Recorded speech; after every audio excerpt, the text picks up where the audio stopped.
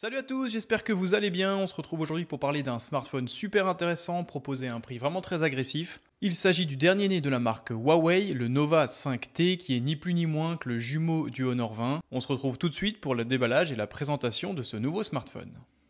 Alors c'est assez surprenant, généralement quand Huawei propose un smartphone, c'est Honor qui quelques mois après propose un smartphone équivalent. Généralement c'est des équivalences en termes de fiches techniques. Après il y a toujours des petites différences, notamment au niveau de l'appareil photo. Il n'y a pas des certifications d'étanchéité, il n'y a pas forcément les certifications de développement des appareils photo avec Leica pour ce qui était à l'époque des P20, P20 Pro, etc.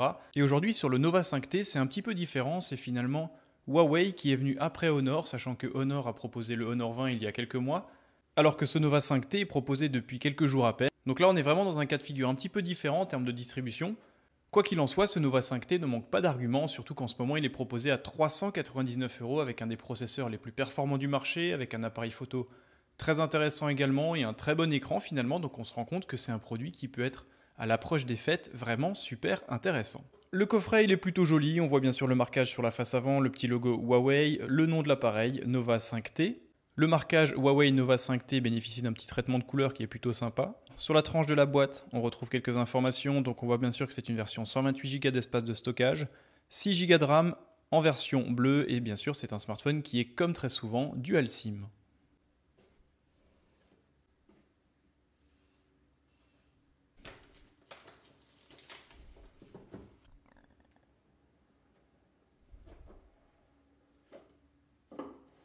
À l'ouverture de la boîte, on tombe directement sur le smartphone. Là encore, on a vraiment l'impression de tomber sur un Honor 20 ou un Honor 20 Pro. La face avant est vraiment 100% similaire. On a le même écran de 6,26 pouces Full HD. Et point intéressant, toujours chez Huawei et Honor, on a un film de protection qui est directement installé sur le smartphone et ça c'est toujours très intéressant. Dans la boîte, on retrouve bien sûr un extracteur pour extraire le tiroir nano SIM dans lequel on peut mettre 2 cartes nano SIM. Pas de possibilité d'étendre la mémoire sur ce smartphone, il faut donc se contenter des 128 Go d'espace disponibles, ce qui représente environ 115 Go d'espace lors du premier démarrage. Ensuite, comme toujours, on retrouve un guide lié à la garantie de l'appareil et un guide de démarrage rapide du smartphone. Les deux documents sont bien sûr traduits en français. Ensuite, on retrouve un bloc chargeur compatible avec la Supercharge de chez Huawei. C'est un bloc chargeur qui a une puissance de 22,5 watts, ce qui est plutôt intéressant. Le temps de chargement du Nova 5T est de 1h15 environ, sachant que la batterie est une batterie de 3750 mAh. Là encore, c'est des caractéristiques qui sont ni plus ni moins que les mêmes que le Honor 20. Ensuite, comme toujours, on retrouve un câble USB type C de bonne section et de bonne longueur. On retrouve ensuite des écouteurs qui sont plutôt qualitatifs, la restitution audio est plutôt bonne, même s'il n'y a pas de prise mini jack 3.5 sur ce smartphone, il faudra se contenter d'écouteurs en connexion USB type C 2.0, et la finition de ces écouteurs est plutôt excellente, et on a vraiment l'impression d'avoir affaire à des produits de la marque Apple dans le design général. Et enfin, point intéressant, on bénéficie d'un adaptateur USB type C vers mini jack 3.5, ça c'est intéressant si vous voulez utiliser vos vieux écouteurs, sachant que quoi qu'il arrive, les écouteurs USB type C 2.0 sont fournis avec le smartphone.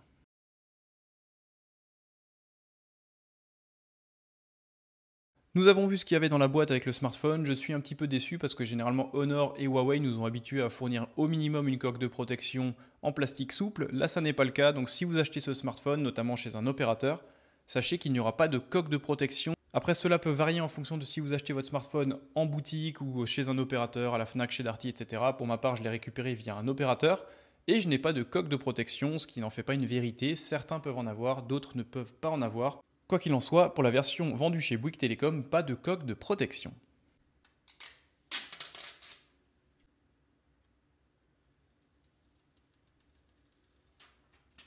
On se retrouve donc devant ce Nova 5T qui bénéficie de finition et de matériaux vraiment ultra haut de gamme. C'est vraiment un produit qui est super agréable en main. Plutôt compact, 6,26 pouces aujourd'hui, ça en fait un smartphone qui est plutôt compact et assez maniable en main. Alors bien évidemment, on a vraiment l'impression d'avoir un Honor 20 en main, quoi qu'il en soit. L'ergonomie générale et la finition sont vraiment de très haut niveau et c'est un produit qui est super agréable à l'utiliser.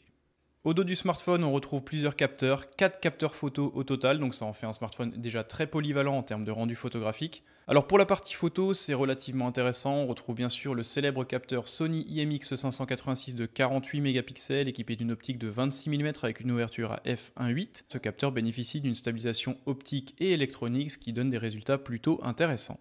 Le second capteur est un capteur de 16 mégapixels, c'est un capteur ultra grand angle, 17 mm f2.2 avec un champ d'ouverture de 117 degrés. Là encore c'est très intéressant pour faire une photo d'un monument ou d'un groupe d'amis sans avoir assez de recul physiquement lors de la prise de photo. Après, bien sûr, ça déforme énormément les perspectives, donc je ne suis pas spécialement fan de ce type de focale.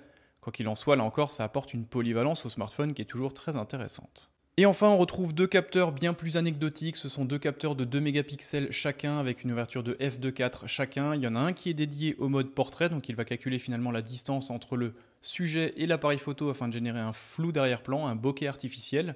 Et le second, quant à lui, qui se trouve juste ici, est un capteur macro. Là encore, pas d'autofocus, donc pas de mise au point vraiment précise. Ce sera à vous de juger en fonction de l'approche du sujet. Une mise au point qui sera verrouillée à 4 cm. Ça peut faire des photos plutôt sympas si elle est réussie, donc en plein jour avec beaucoup de lumière. Après, ça reste principalement des photos à partager sur les réseaux sociaux, pas de quoi en faire des impressions ou des photos vraiment artistiques. Mais là encore, ça apporte une polyvalence qui est plutôt bienvenue sur ce type de produit vendu à moins de 400 €. Enfin, pour ce qui est de la vidéo, vous avez la possibilité bien sûr de filmer en Full HD à 30 et 60 images secondes, et vous avez également la possibilité de filmer en 4K à 30 images secondes. Petite déception, pas de possibilité de filmer en 4K à 60 images secondes, pourtant le processeur Kirin 980 et le capteur Sony IMX 586 auraient pu le permettre sur le papier, ça n'est pas le cas, il faut se limiter à du 4K à 30 images secondes, avec une stabilisation optique qui est plutôt efficace, mais on est vraiment loin de ce que peut proposer Apple aujourd'hui. Après bien sûr, le tarif du smartphone n'est pas comparable. Le dos du smartphone est plutôt joli, très sensible aux traces de doigts, mais le bleu est plutôt réussi. Il y a 3 versions disponibles, une version bleue, donc celle que je présente actuellement, il y a une version noire et une version violette. Après, il sera bien sûr plus compliqué de mettre la main sur une version violette, les distributeurs en commandent généralement beaucoup moins que le noir et le bleu. Cette coque arrière qui est très réussie bénéficie d'une protection Gorilla Glass 5, ce qui est toujours intéressant pour la protéger contre les rayures. Mais il aurait été vraiment intéressant de retrouver une coque de protection directement dans la boîte, déjà afin de gommer un petit peu l'espace entre le sommet des capteurs photo et la coque afin de ne pas rendre le smartphone bancal sur une table par exemple. Sur la tranche du smartphone, on retrouve un bouton de contrôle volume plus et moins, on retrouve également le bouton de démarrage qui fait office de lecteur d'empreintes. Sur la tranche inférieure, on retrouve une grille pour le haut-parleur, on voit également le marquage pour les antennes, la connexion en USB type C ainsi qu'un microphone extérieur. Et enfin, sur la tranche opposée, il n'y a pas de bouton ou d'interaction possible, on retrouve simplement le tiroir NanoSIM dans lequel on peut mettre 2 cartes NanoSIM. Attention néanmoins, il n'est pas possible de mettre une carte micro SD dans ce smartphone. Et enfin, sur la tranche supérieure, on retrouve simplement un port infrarouge avec un microphone extérieur. Sur la face avant du smartphone, on retrouve bien sûr ce même écran qui équipe le Honor 20 et également le Honor 20 Pro. Il s'agit d'un écran de 6,26 pouces, définition Full HD+, donc du 2340 par 1080 pixels, ce qui nous donne une densité de 411 pixels par pouce, qui est plutôt agréable pour lire les textes et regarder des vidéos et des photos. Donc c'est une définition qui est largement suffisante pour ne pas dissocier un pixel d'un autre. Technologie d'affichage IPS LCD, donc pas de technologie AMOLED sur ce smartphone. Vous le savez certainement, mais c'est Samsung qui détient l'autorisation et le brevet pour pouvoir faire des perçages sur les écrans AMOLED. Honor et Huawei n'y ont pas encore accès pour l'instant. Cet écran bénéficie d'une protection Gorilla Glass 5. Le taux d'occupation de la face avant est de 91% et le perçage afin de faire passer le capteur de 32 mégapixels avec une ouverture à f2 fait 4,5 mm de diamètre, ce qui est plutôt contenu. Alors en termes de performance, c'est là encore plutôt bon, on trouve le dernier processeur Kirin 980, donc c'est ni plus ni moins que le plus haut processeur proposé par la marque. 6 Go de RAM, un GPU Mali G76 en version MP10. On retrouve bien sûr cette technologie GPU Turbo 3.0 pour vraiment mettre un coup de boost dans les jeux vidéo. 128 Go d'espace de stockage, vous le savez, sans possibilité d'étendre la mémoire. Cet écran, bizarrement, je le trouve bien plus qualitatif que celui que j'ai pu avoir sur le Honor 20. Pourtant, c'est des produits qui sont, en termes de hardware, vraiment similaires. Quoi qu'il en soit, je trouve que la gestion des couleurs est beaucoup mieux gérée, la colorimétrie est beaucoup mieux gérée, la luminosité est un petit peu supérieure sur le Nova 5T que sur le Honor 20. Et pour avoir eu les deux smartphones côte à côte lors de la présentation, je suis un petit peu plus séduit par le Nova 5T que par le Honor 20 et je ne saurais pas vraiment expliquer pourquoi, mais je trouve que le ressenti qualitatif de l'afficheur est meilleur sur le Nova 5T. Si on compare l'écran du Honor 20 Pro avec celui du Nova 5T, il n'y a pas vraiment de différence comme ça à la caméra, mais vraiment en termes de perception visuelle quand vous utilisez des smartphones, je trouve que le Nova 5T s'en sort un petit peu mieux. Ça reste bien sûr subjectif, mais pour ma part, je trouve que le rendu est plus qualitatif sur le smartphone de Huawei. Ce smartphone pour l'instant est toujours commercialisé avec la version Android 9.0 et EMUI en version 9.1, mais bien sûr une migration vers EMUI 10 est prévue sur ce smartphone courant décembre 2019. Donc aucun souci quant à la mise à jour, celle-ci arrivera très prochainement. Pour ce qui est de l'autonomie, c'est là encore plutôt bon. Ce smartphone propose une batterie de 3750 mAh avec une charge super rapide, 22,5 watts, donc de 0 à 100% en 1h15. Et l'autonomie est largement suffisante. Ce smartphone tient environ 1 jour et demi, 2 jours en utilisation intensive, ce qui est dans la moyenne haute du tableau. Pour ce qui est des paramètres généraux, le Nova 5T est équipé d'un module Wi-Fi en version 5, bien sûr connexion USB Type C 2.0, il est équipé d'un module NFC, Bluetooth en 5.0, le lecteur d'empreintes se trouve sur la tranche comme sur le Honor 20 et comme sur le Honor 20 Pro. Ce smartphone est également dual SIM, donc ça c'est toujours intéressant pour jongler entre sa vie perso et sa vie professionnelle avec un seul smartphone. Et il pèse environ 174 grammes, donc c'est un smartphone qui est plutôt compact. Là encore, 6,26 pouces, moins de 180 grammes. C'est un smartphone qui est super agréable en utilisation, d'autant plus que la finition et les matériaux utilisés sont vraiment super qualitatifs. Je trouve que c'est un produit très intéressant et bizarrement, je le trouve plus agréable en main que le Honor 20, qui est pourtant ni plus ni moins que son frère jumeau. Alors ce smartphone, est-ce que je vous le conseille aujourd'hui? Oui, clairement, parce que franchement à 399 €, vous pouvez même l'avoir à 349 € si vous passez chez Bouygues en l'achetant nu avec une offre de remboursement offerte par Bouygues. Ça en fait ni plus ni moins que l'un des smartphones les plus intéressants du moment. Un excellent capteur Sony MX586 qui a fait ses preuves, qui est super bien géré, en toute franchise les résultats sont vraiment très bons. Un processeur Kirin 980 couplé à 6 Go de RAM, donc c'est vraiment un smartphone qui est très performant, donc pour tout ce qui est jeux vidéo, grosse application photo, vidéo, etc. Tout tournera super bien. Toutes les applications dispo sur le Play Store tourneront très bien. L'autonomie est solide. Il offre une super polyvalence en photographie avec un ultra grand angle, un capteur portrait, un capteur macro, un capteur frontal très performant là encore de 32 mégapixels avec une optique à f2 et une superbe autonomie. Et en plus, cerise sur le gâteau, ce smartphone migrera vers EMUI 10 et Android. Cela apportera encore un petit coup de nouveauté sur ce smartphone. Donc vraiment, c'est un produit qui est très intéressant à moins de 400 €. Alors si je devais maintenant lister rapidement les points forts et les points faibles de ce smartphone, donc en point fort bien sûr, performance indéniablement, c'est l'un des meilleurs smartphones du moment, autonomie vraiment excellente, le prix parce qu'à moins de 400 €, il n'y aura clairement pas mieux, finition absolument exemplaire, les matériaux utilisés, la finition générale est vraiment très bonne, l'ergonomie est vraiment soignée, et pour finir un écran qui est vraiment super intéressant, pourtant on n'est pas sur une dalle AMOLED, on n'est pas sur une définition Quad HD, quoi qu'il en soit cet écran de 6,26 pouces en définition Full HD+, avec un traitement Gorilla Glass 5 bénéficie d'un super traitement, la colorimétrie est vraiment bonne, la luminosité est vraiment super intéressante, il est très lisible en extérieur même s'il y a du soleil, et le fait que ce smartphone n'ait pas d'encoche comme ça, qu'il intègre simplement un petit poinçon de 4,5 mm de diamètre, je trouve que ça en fait vraiment un produit très réussi et super joli. Pour ce qui est des points faibles, il en faut quand même malgré tout, même si c'est un smartphone vendu pas très cher.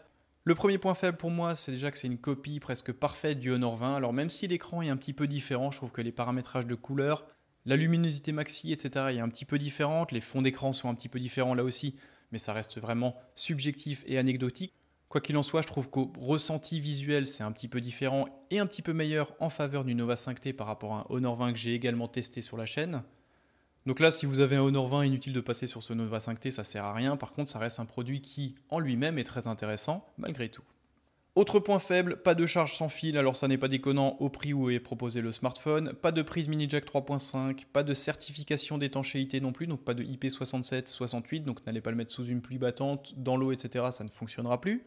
Pas de port micro SD, vous avez le choix entre mettre 2 cartes non-SIM uniquement. Et enfin, pour finir en cinquième point faible là encore, ce sera le capteur macro qui est plutôt anecdotique, tant par sa définition que par sa technologie, parce que c'est 2 mégapixels, f2.4, donc pas très lumineux. Et en plus, il n'y a pas d'autofocus, c'est à vous de faire la mise au point à 4 cm précisément, en se basant sur le rendu visuel finalement sur l'écran. Donc ça peut donner des photos parfois assez sympas, mais ça en donne souvent des photos assez ratées, et puis la définition est clairement dépassée en fin 2019. 2 mégapixels, ça n'est clairement pas possible aujourd'hui. Quoi qu'il en soit, ça apporte toujours malgré tout une polyvalence, et on peut de temps en temps faire des photos plutôt sympas. Et pour ce prix-là, finalement, on ne va pas se plaindre d'avoir 4 capteurs photo au dos de cet appareil. Ça reste un produit qui est malgré tout plutôt polyvalent, et qui réussit tout ce qu'il fait. Voilà, je vous remercie d'avoir suivi cette vidéo, elle était assez rapide. Après, c'est un smartphone qui est, comme je l'ai dit, bien trop similaire au Honor 20 pour bénéficier d'une présentation un petit peu plus poussée. Mais cela n'enlève rien au fait que ce smartphone vendu moins de 400 € reste très performant, très pertinent, très intéressant. Superbe écran, très bonne performance, capteur principal vraiment très intéressant. Sony MX586 aujourd'hui n'a pu approuver quoi que ce soit, c'est un capteur qui est bien géré. Honor et Huawei ont vraiment progressé dans la gestion logicielle des photos, donc vous avez droit à des photos vraiment de très bonne qualité. L'autonomie est très bonne, la finition est excellente, il lui manque peu de choses finalement pour être l'un des meilleurs smartphones du moment. Après, bien évidemment, le Honor 20 avait déjà annoncé ce smartphone, donc il n'y a pas de surprise, mais ça n'enlève rien au fait que le Huawei Nova 5T est un smartphone vraiment très intéressant. Donc pour les fêtes de fin d'année, si vous voulez faire plaisir à vos proches, si vous voulez vous-même changer de smartphone et que vous hésitez entre un Honor 20 et un Nova 5T, je trouve personnellement que le Nova 5T propose un écran légèrement meilleur, même si c'est très certainement subjectif, parce que les sondes parle de quelques pourcentages de différence entre les deux écrans en faveur du Nova 5T. Quoi qu'il en soit, si vous partez sur un Nova 5T ou un Honor 20, ce sera de toute façon un excellent smartphone et vous serez à mon sens vraiment conquis. Merci d'avoir suivi cette vidéo, n'hésitez pas à me suivre sur Instagram et sur Twitter, il y a pas mal de cadeaux à gagner, notamment des écouteurs Bluetooth, une enceinte Bluetooth créative, il y a des disques durs également de 2 Tera à gagner. Donc n'hésitez pas à me rejoindre sur Twitter et Instagram. Et n'hésitez pas également à vous abonner à ma chaîne YouTube, il n'y a que comme ça que je peux continuer à faire des vidéos comme je l'ai fait et c'est grâce à vous, donc je vous remercie. Restez attentifs, il y aura très prochainement une vidéo de présentation du Honor 9X que je viens de réceptionner et bien sûr d'autres tests sur d'autres produits high-tech. Merci d'être toujours plus nombreux et à très bientôt.